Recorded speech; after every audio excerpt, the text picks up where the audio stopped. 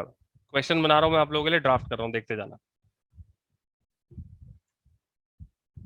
Limited purchased a machinery costing rupees 3 lakh on 1st October 2016. During the same year,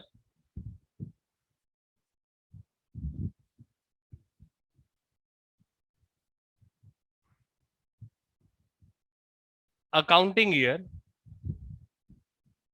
on 1st January 2017, they purchased another machinery costing rupees 5 lakh.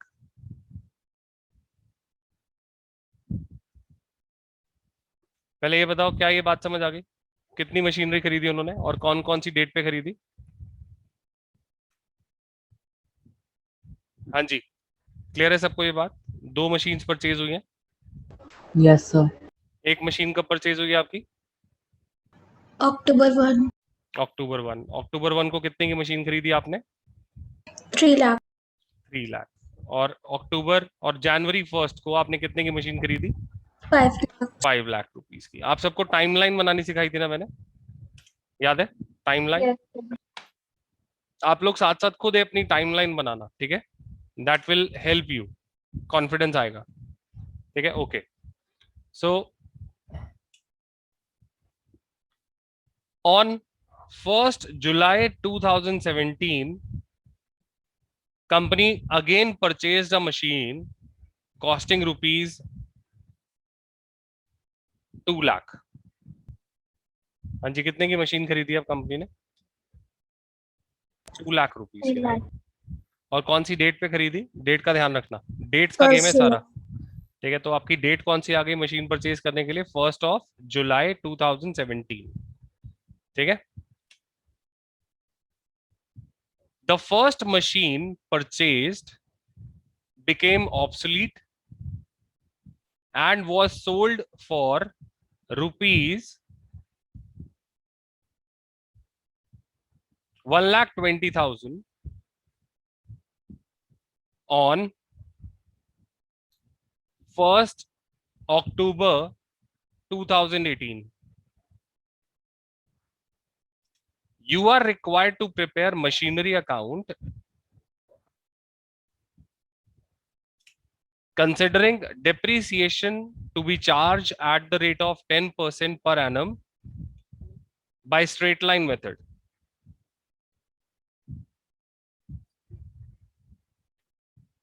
तो this is your question. तो machine क्या हो गई? First machine जो आपने खरीदी थी, first machine आपने कौन सी खरीदी थी? ये 3 लाख रुपीस वाली, राइट? ये मशीन अब ऑब्सोलीट हो गई, खराब हो गई। ऑब्सोलीट वर्ड का मतलब होता है खराब हो जाना।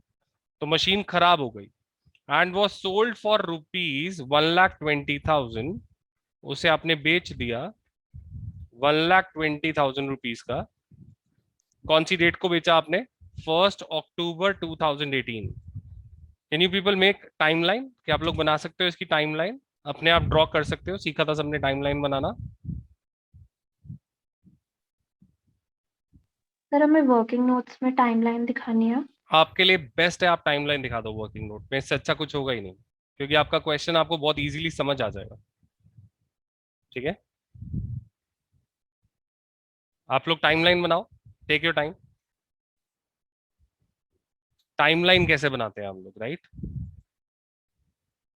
आपको अपनी डेट्स का ध्यान रखना है, जो जो यहाँ पे क्वेश्चन में आपने डेट यूज करी है, ठीक है? आपने फर्स्ट मशीन कब परचेज करी, उसकी एक डेट होगी, राइट? क्या डेट थी फर्स्ट मशीन जो आपने परचेज करी? 1st October 16, right? यही थी फर्स्ट डेट जो आपने मशीन परचेज करी थी। Yes sir. उसके बाद आपने एक और मशीन परचेज करी, राइट? कौन सी डेट पे परचेज करी? आपने सेम ईयर में आपने 1st January 17, same accounting year. Accounting year होता है अप्रैल टू मार्च, राइट? तो आपने एक और मशीन परचेज करी। देखो,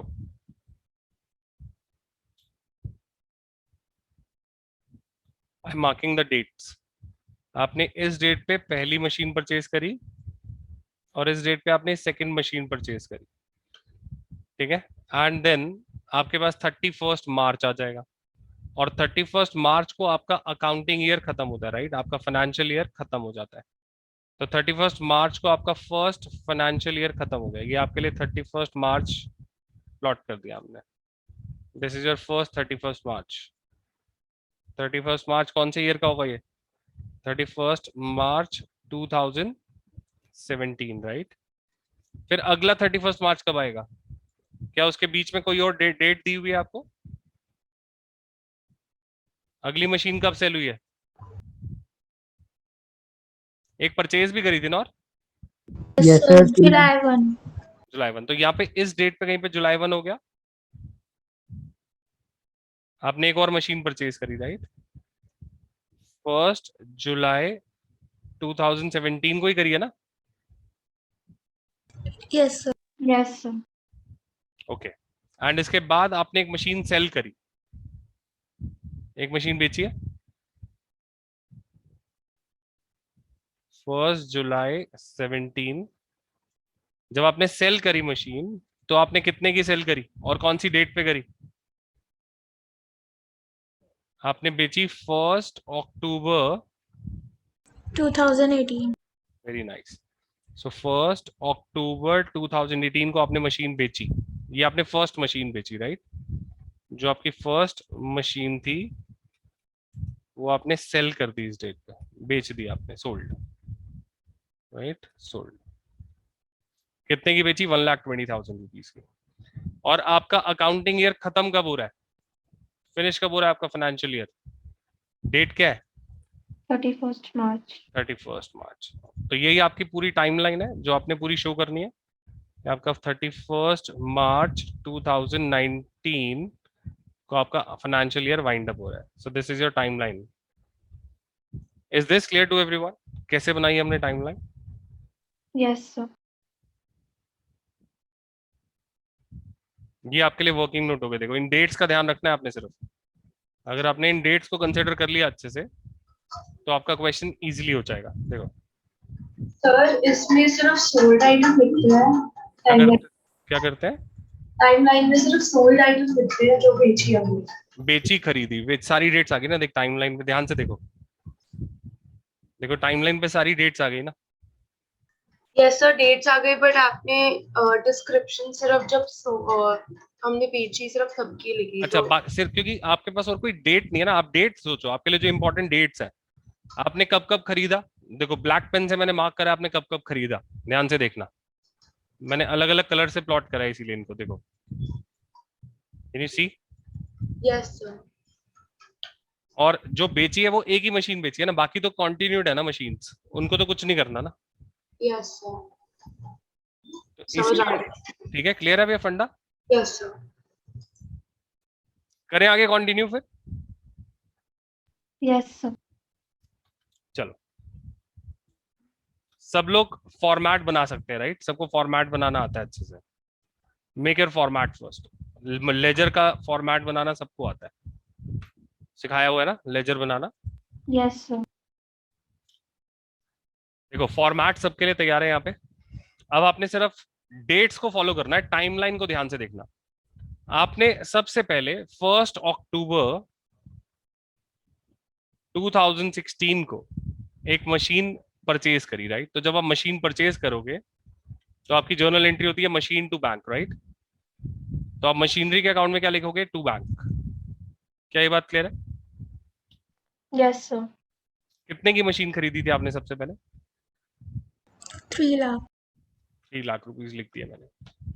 अच्छा, अगर मैं ये मशीन उधार पे खरीदता, तो बैंक की जगह पे आता Creditor. Creditor. वेंडर। क्या आता? क्रेडिटर सिर्फ गुड्स के लिए आता है। याद रखना ये बात, मैंने पहले भी बोली थी जब मैंने टर्मिनोलॉजी सिखाई थी, जर्नल एंट्री के लिए भी खासकर। क्रेडिटर जो वर्ड है वो गुड्स के परचेज के लिए आता है। अगर आप एसेट खरीदते हो उधार पे, तो आप क्या लिखते हो? वेंडर। टर्म याद आएगी सबको, वेंडर। Yes, sir. अगर आप लोन पे खरीदते, तो यहाँ पे क्या लिख देते? Loan, right? आपने लोन पे खरीदा मशीनरी का, पैसे तो नहीं गए ना आपके पास से, लाइबिलिटी बढ़ी ना आपके पास, बैंक लोन हो जाता ना। And there is again a system, आपने हो सकता है मशीन रेंट पे खरीदी हो, उसे बोलते हैं हायर परचेज। क्या बोलते हैं उसे? Hire purchase. ये बड़ी नई टर्म है आप लोगों के लिए, लेकिन सीखना जरूरी है। कई बार कंपनीज क्या करती हैं, मशीन को खरीदती नहीं है, 10 ईयर्स के लिए लीज पे ले लेती हैं, उसे बोलते हैं हायर परचेज सिस्टम। क्या बोलते हैं उसे? Hire purchase. 10 साल तक के लिए आपने मशीन को रेंट आउट कर लिया। Is it clear? क्या ये टर्मिनोलॉजी याद रहेगी सबको? Hire purchase. Yes, sir. Yes, sir.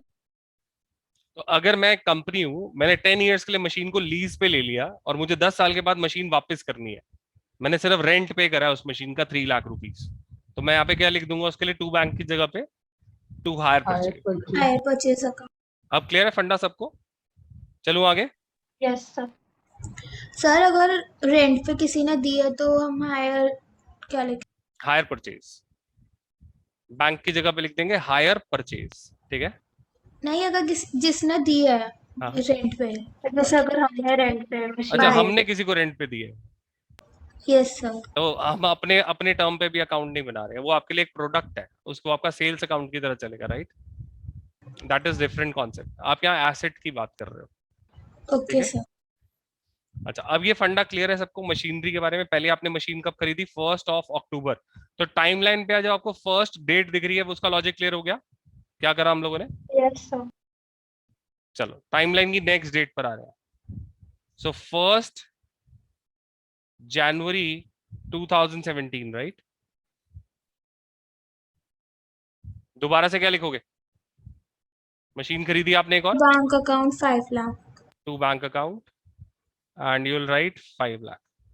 क्या ये बात समझ आ गई सबको, क्यों लिखा और कैसे लिखा? Yes, sir. अब टाइमलाइन पे नेक्स्ट डेट क्या है? 31 मार्च। Yes, sir. 31 मार्च 2017। आप प्रोडक्ट की क्या निकालोगे? Depreciation, right? तो डिप्रीसिएशन अकाउंट,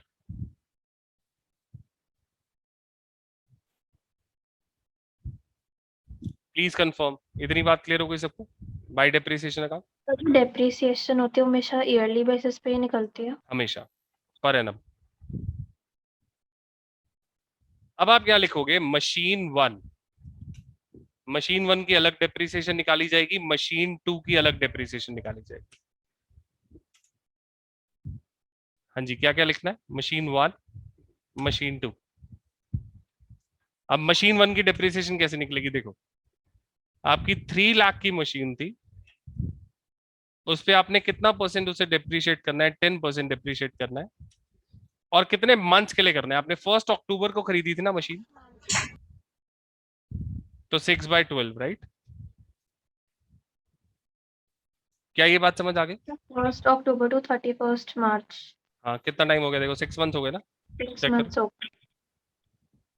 बात समझ आ गई कैसे निकाली डिप्रिसिएशन? Yes, sir, आ गए। ओके। और जो दूसरी मशीन है आपकी, वो कितने की खरीदी आपने? 5 लाख, उस पे 10% फॉर 3 मंथ्स।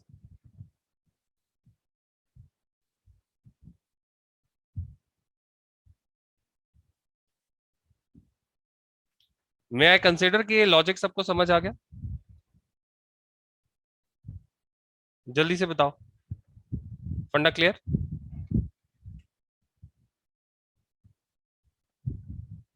Yes, sir. और अब आप निकालोगे by balance CD. By balance CD कौन कौन सी मशीन का? मशीन 1 एंड मशीन 2, दोनों का बैलेंस सीडी। मशीन 1 आपकी स्टार्टिंग में कितने की थी जब आपने खरीदी?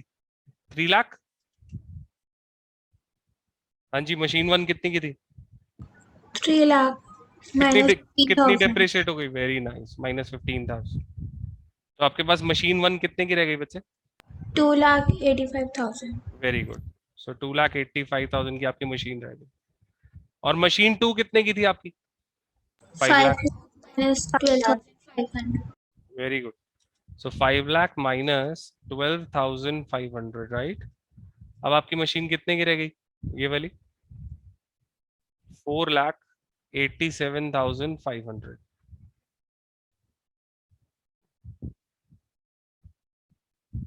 ठीक है, इज इट डन? सर ये सारी कैलकुलेशन शो करनी होगी? हमेशा ऐसे शो करना है अगर आप अलग से वर्किंग नोट नहीं बनाना चाहते। The best way of presenting a depreciation question, otherwise आपको पूरी चीजें वर्किंग नोट में शो करनी पड़ेंगी। अगर आप यहाँ शो कर दोगे तो it will be best way for you, आपके लिए बहुत अच्छा होगा ये। ठीक है,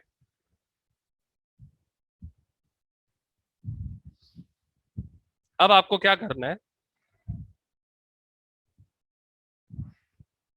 टोटल करना है दोनों साइडों का, राइट। सो 8 लाख, दोनों साइड का टोटल कितना होगा? 8 लाख ही होगा।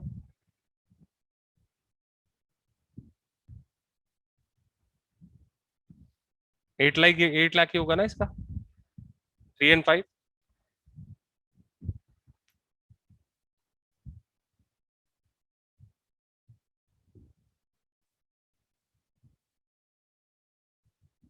और सेम फंडा, दोनों साइड का टोटल तो सेम ही होगा।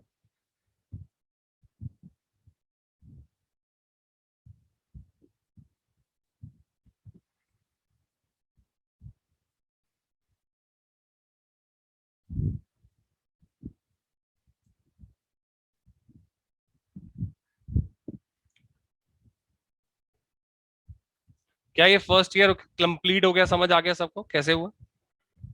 Yes sir.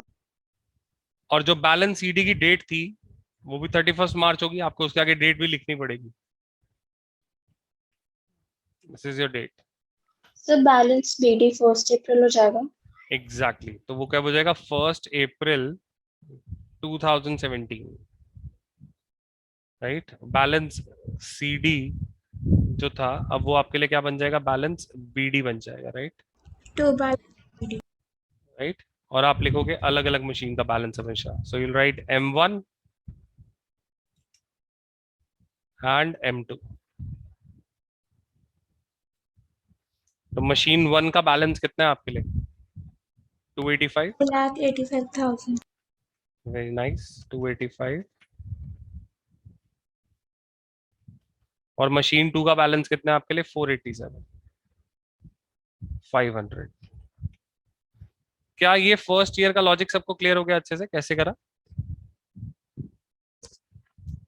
यस। ओके, अब आपने एक और मशीन परचेज करी, राइट। कौन सी डेट पे मशीन परचेज करी है? 1 जुलाई 1 जुलाई 2017। 2017 को आपने एक और मशीन परचेज करी, तो उसके लिए आप दोबारा से क्या लिखोगे? You will write to bank. To bank account. कितने की मशीन परचेज करी थी आपने ये वाली? 2 लाख क्वेश्चन में था ना, देखो 2 लाख की मशीन परचेज करी थी ना। Yes, sir. आ गया 2 लाख। अब आपके पास टोटल कितनी मशीन्स हो गई? 3 मशीन्स हो गई ना। 3। तो फिर 31 मार्च 2018 को, ये जो 31 मार्च 2018 आएगी ना, नेक्स्ट डेट आपकी टाइमलाइन पे, टाइमलाइन देखो, इस 17 के बाद नेक्स्ट डेट कौन सी है आपके लिए? देखो इस 17 के बाद नेक्स्ट डेट सीधी कौन सी आ रही है टाइमलाइन पे? 31 मार्च 2018। तो अब आप क्या कैलकुलेट करोगे इस डेट पे? जब भी 31 मार्च आएगा क्या निकालेंगे? डेप्रीसिएशन। हमेशा जब भी 31 मार्च आएगा आप क्या निकालोगे?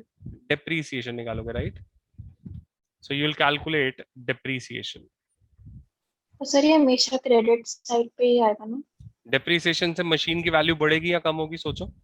सर अब कम हो इसमें जाएगी। कम हो जाएगी ना। Yes sir. तो जो चीज तो मशीन की वैल्यू को कम पे करेगी वो आएगा। एसेट के क्रेडिट साइड पर आएगा, ठीक है। Yes sir. ओके, अब डेप्रीसिएशन ध्यान से देखना। अब सर आपकी से फर्स्ट, हाँ बोलो बोलो, शाबाश, बताओ। लेकिन यहाँ पे हम तीनों मशीन्स का निकालेंगे डेप्रिशिएट। एग्जैक्टली, तीनों मशीन्स का निकालेंगे, देखो। और कैसे कैसे निकालेंगे ये भी ध्यान देना। अब आपकी जो फर्स्ट मशीन और सेकंड मशीन है ये तो पूरे साल चल रही है ना। Yes, sir. फर्स्ट मशीन पूरे साल चलेगी ना, तो पूरे साल की डिप्रिसिएशन निकालोगे ना, सोचो, दिमाग लगाना थोड़ा, यही लॉजिक चाहिए। फर्स्ट मशीन तो पूरे साल चलेगी,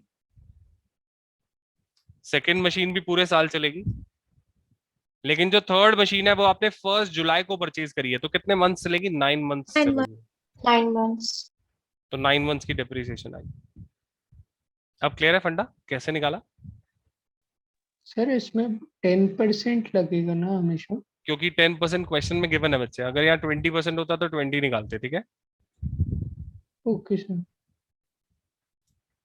क्या ये बात क्लियर हो गई सबको अच्छे से? डिप्रिसिएशन कैसे निकाली मैंने? सर 1 ईयर से ज्यादा नहीं चली है। यार देख, पहले हमारा अकाउंटिंग पीरियड के हिसाब से चलते हैं ना। पहला अकाउंटिंग पीरियड कब खत्म हुआ था? पहला अकाउंटिंग पीरियड कब खत्म हुआ था? 31st March यहाँ ऑलरेडी खत्म हो चुका है ना 2017. भाई, एक अकाउंटिंग ईयर ऑलरेडी यहाँ पे फिनिश हो चुका है ना हमारा। Yes sir.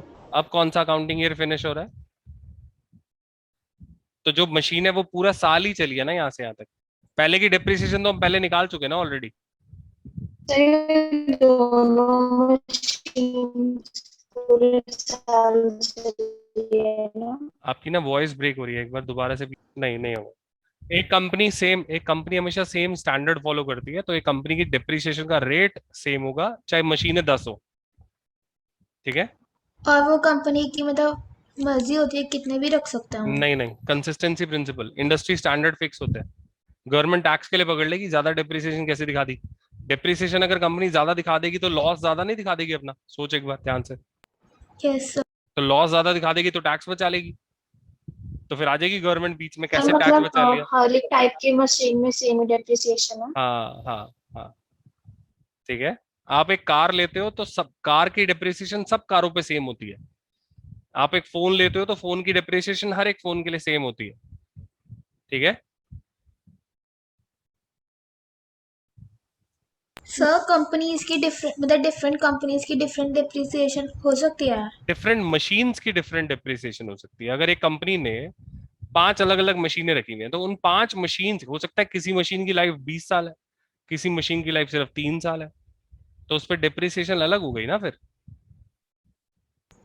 Okay sir. ठीक है? तो आपने ये वाली मशीन खरीदी कब है? थर्ड मशीन आपने खरीदी है 1 जुलाई, और आप अकाउंटिंग ईयर अपना फिनिश कर रहे हो हमेशा 31 मार्च, तो आपने 9 मंथ्स की डिप्रिसिएशन लगाई। क्या ये बात क्लियर हो गई सबको? Yes sir.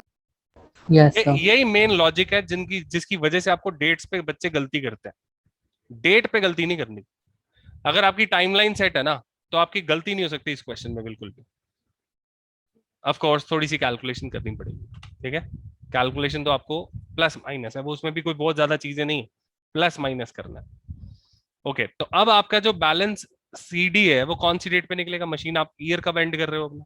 31 मार्च ही Yes, कर रहे हो sir. Of course. 31st March. तो 31 मार्च को आप निकालोगे बाय बैलेंस सीडी, राइट? कितनी मशीन का बैलेंस सीडी निकलेगा? Machine 1, machine 2, Yes, sir. Machine 3, right? Machine 1 जब आपने ईयर स्टार्ट किया था तो कितने की थी? 2,85,000। 3 lakh. 2,85,000 की आपकी मशीन थी, और इस साल कितनी डिप्रिशिएट हुई? 30,000। हाँ जी, क्लियर है बात? भाई मशीन 1 इतने की थी ना?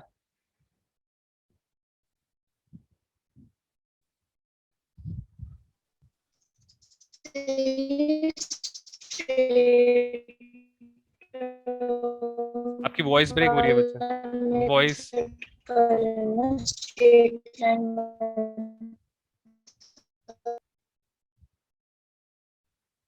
चलो, तो 4,87,500 की आपकी मशीन थी, कितनी डिप्रिशिएट हुई इस साल में?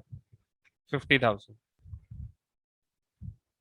And the last one machine 3 आपने खरीदी थी अभी 2 लाख की, और वो कितनी डिप्रिशिएट हुई अभी? 15,000, राइट? तो ये आपके बैलेंसेस आ जाएंगे, balance CD.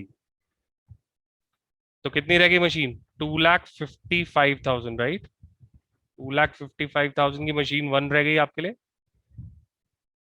Then 4,37,500 and then 2 lakh का 15,000 माइनस करोगे तो कितना हो गया? 1,70,000.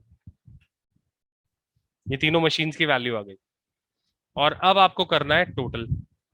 सर 15,000 हाँ जी, क्या चीज? 30,000 कम नहीं कर दिया 2 लाख से. 2 लाख से 85 होएगा. थैंक यू 185 होगा. Thank you so much.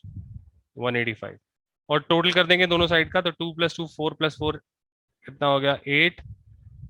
9,72,500. क्या कैलकुलेशन ठीक है? यही होगा ना टोटल? देख लेना एक बार प्लीज. एक बार टोटल बता देना.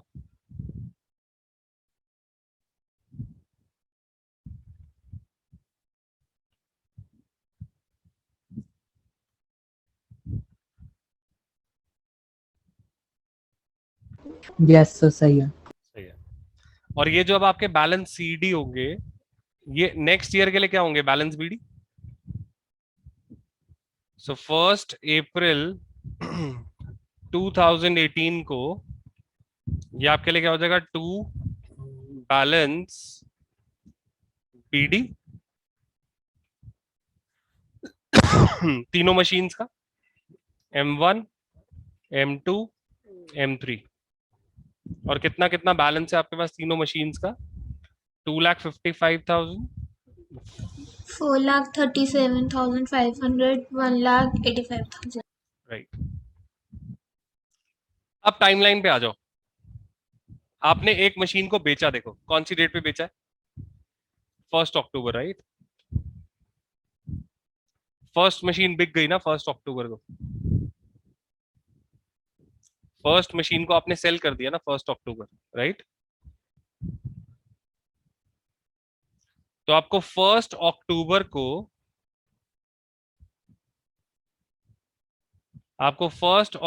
को अब क्या क्या करना पड़ेगा? देखो पहले तो आपको फर्स्ट मशीन की डेप्रीसिएशन निकालनी पड़ेगी. By depreciation. ये फर्स्ट मशीन की बात हो रही है सिर्फ.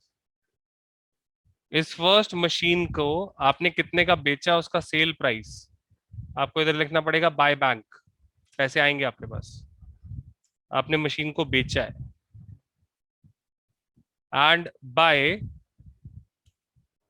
Profit and loss. P&L account.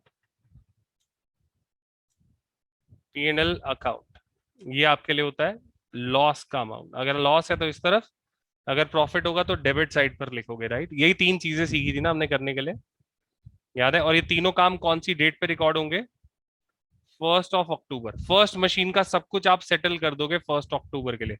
बोलो क्या ये बात समझ आ गई सबको? 1 अक्टूबर को खत्म करना है. 1 अक्टूबर पे फर्स्ट मशीन को, sorry, first machine will be wind up on 1 अक्टूबर. फंडा क्लियर?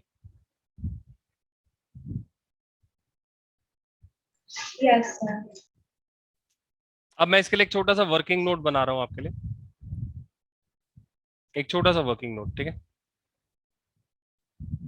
मुझे बताओ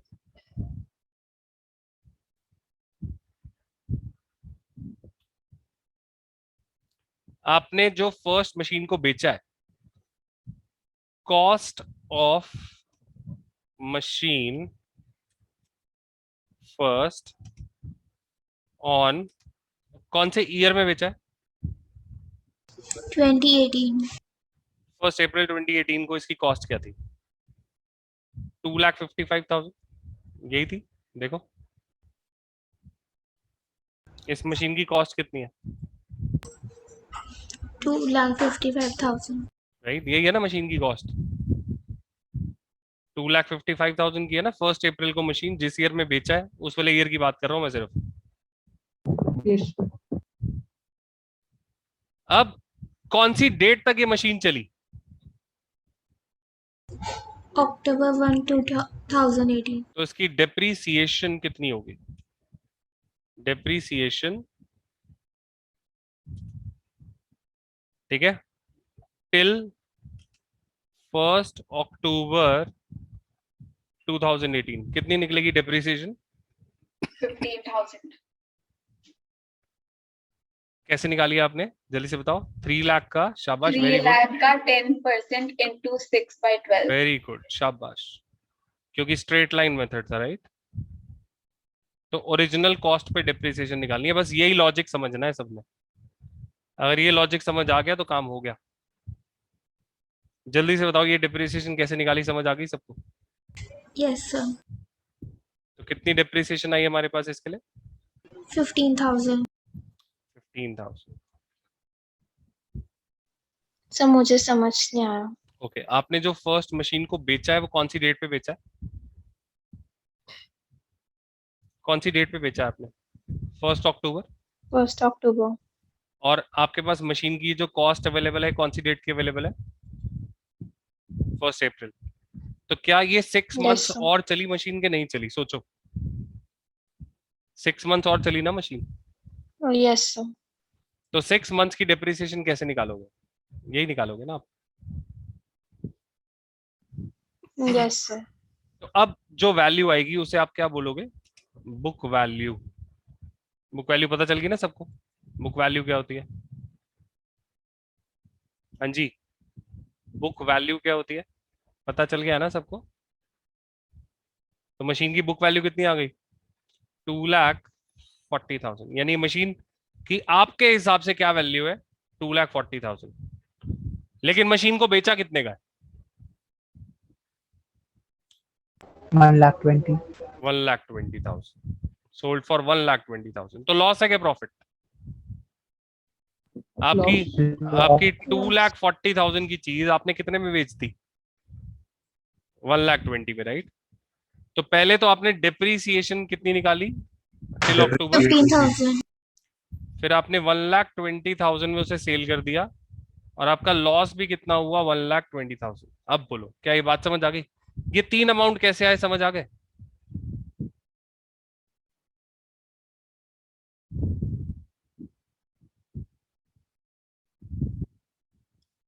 जल्दी से बताओ, लॉस क्लियर हो गया सबको कैसे आया? सर हम लॉस के लिए जो ओरिजिनल वैल्यू होगी उसमें से नहीं करेंगे माइनस? नहीं करेंगे, बुक वैल्यू में से करेंगे। मैंने इसीलिए बोला है, बार बार ध्यान देना है। बुक वैल्यू मतलब जिस डेट पे मशीन बेची उस दिन उसकी क्या वैल्यू थी।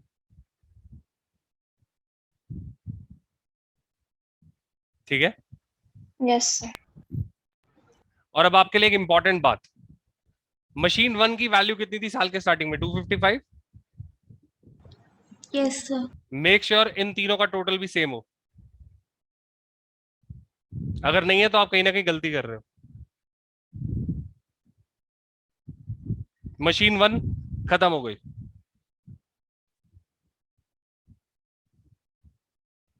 डन। सर मशीन की वैल्यू 3 लाख में थी। मशीन की ओरिजिनल वैल्यू 3 लाख थी ना बेटा, जब स्टार्टिंग में खरीदी थी। लेकिन इस डेट से 1 अप्रैल 2018 तक आते आते क्या मशीन डिप्रिशिएट नहीं हुई? हुई है ना? Yes sir. तो पहले की डिप्रिसिएशन तो आप साइड कर चुके हो ऑलरेडी। अब आप करंट ईयर में जो आपने और 6 मंथ्स की डिप्रिसिएशन थी बस वो निकालिए वर्किंग नोट में, दैट्स इट। ठीक है? Yes sir. सर हाँ जी बोलो। मशीन मशीन 2 भी मशीन डेफिनेटली 3 निकलेगी ना? अभी करेंगे, पहले बता।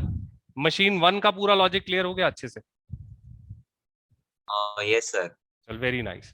अब देखो अब आपकी जो मशीन 2 और मशीन 3 है वो तो 31 मार्च तक चलेगी ना, वो तो नहीं बिकी ना?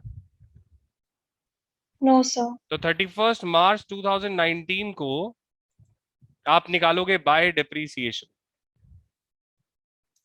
बाय डेप्रीसिएशन कौन कौन सी मशीन बची है आपके लिए? Machine 2 and machine 2 and 3। Machine 2 and 3। 1 तो खत्म हो गई, राइट? सो आपकी मशीन 1 तो खत्म हो गई। अब मशीन 2 रह गई, वो पूरे साल चलेगी, और मशीन 3 भी अब पूरे साल चली है। पूरे ईयर चली ना ये दोनों machine. So 50,000 depreciation and 20,000 depreciation. क्या ये लॉजिक क्लियर हो गया कि वो पूरे साल चली है machine? Yes sir. Okay and अब दोनों मशीन का क्या निकलेगा? बैलेंस सीडी, कितने की बैलेंस है? Balance sheet. So balance CD आपने मशीन 2 और मशीन 3 के लिए निकालना है। मशीन 1 तो खत्म। मशीन 2 आपकी जब ईयर स्टार्ट हुआ था तो 437,500 की थी, 50,000 डिप्रिशिएट हो गई। और ये वाली मशीन आपकी कितने की थी? 185, राइट? 1,85,000 की थी और उसमें से कितनी डिप्रिशिएट हो गई अब ये? 20,000, राइट?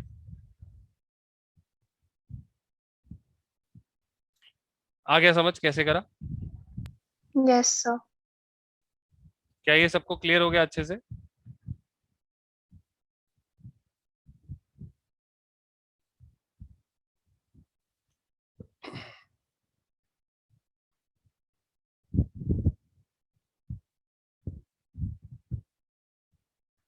कितना कितना बैलेंस बचा इनका? 3,87,500 balance CD sorry and 1,65,000 balance CD. और इन तीनों का जो टोटल है वो टोटल कितना आ रहा है? 8,77,500। 8 लाख पक्का ना? 77,500 यही आ रहा है? Yes sir. चल ठीक है, ओके। सो सेम टोटल आपका दोनों साइडों का होगा, कुछ अलग तो होगा नहीं, that will be same. Match कर लेना, आंसर आ जाएगा। सर हमेशा सेम ही आएगा ना? हमेशा सेम आएगा। अगर आपका सेम नहीं आ रहा मतलब आपने कहीं ना कहीं कैलकुलेशन में गलती करी है, राइट? बोलो, क्या इतना फंडा Yes. अच्छे से क्लियर हो गया? क्वेश्चन पूरा समझ आ गया कैसे किया? और आप हमेशा बैलेंस बीडी लिख के लेजर एंड करते हो ना, याद है ना? Going concern assumption.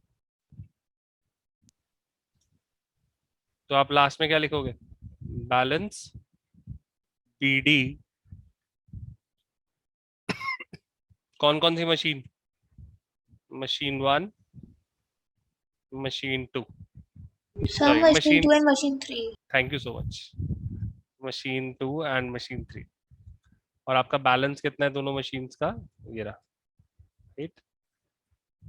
और इसे ऐसे ओपन छोड़ना है, दैट्स इट, खत्म हो सर गया आपका। एमसीक्यू में भी इतनी कैलकुलेशन आ सकती है? देखो, अगर सब्जेक्टिव पेपर हुआ तो इतनी कैलकुलेशन आ सकती है।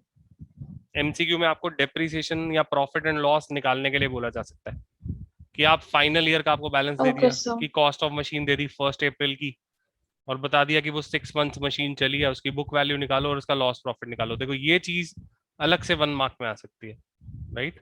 लेकिन अगर कॉन्सेप्ट नहीं आता होगा तो फिर वो 1 मार्कर का आंसर कैसे करोगे? तो आपको प्रैक्टिस तो करनी ही पड़ेगी, अकाउंट्स को प्रैक्टिस करना ही पड़ेगा। अकाउंट्स में प्रैक्टिस चाहिए ही चाहिए। हाँ जी, बातें समझ आ गई अच्छे से? Yes sir.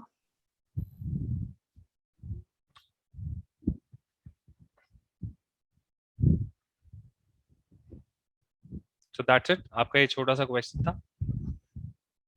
क्वेश्चन को करने में टाइम लगेगा, ऑफ कोर्स प्रैक्टिस सर करनी आप पड़ेगी। एक बार नेक्स्ट क्लास में शॉर्टकट मेथड से भी डिस्कस कर लेना क्वेश्चन। बिल्कुल बिल्कुल कर लेंगे। पहले बताओ, ये वाला फंडा समझ आ गया सबको अच्छे से? Yes sir. So this is your practice question.